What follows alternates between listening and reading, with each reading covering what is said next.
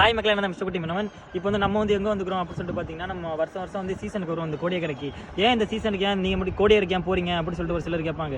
இது என்ன சீசன் பார்த்தீங்கன்னா, வாடியத்து நாள்னு சொல்லுவாங்க. வாடியத்து நாள் வந்து நம்ம இருக்கிற ஊர்லாம் பார்த்தீங்கன்னா, நீங்கள் இந்தியா மேப்பில் பார்த்துருப்பீங்க.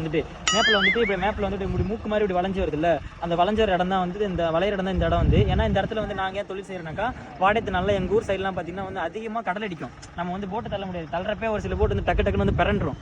அதனால் இந்த இடம் கொஞ்சம் மேப்பில் வளைஞ்சு வர்றதுனால இங்கெல்லாம் அப்படியே கொஞ்சம் மெதவலாக கிடக்குது பாருங்களேன். அப்படியே எப்படி நல்லா மெதவலாக கிடக்குல்ல. இந்த மாதிரி இடத்துல நம்ம வந்து தொழில் செஞ்சோம்னாக்கா நம்ம சேஃப்டியாக செய்யலாம். வாடியத்தினாலே சேஃப்டியாக இருக்கும். அதேமாரி இங்கே வந்து பாடு நல்லா சூப்பராக வரும். அதுக்காக தான் வந்து இந்த வருஷத்தில் வாடியத்தினால மட்டும் நாங்கள் வந்து கோடியக்கரைக்கு வர்றோமே.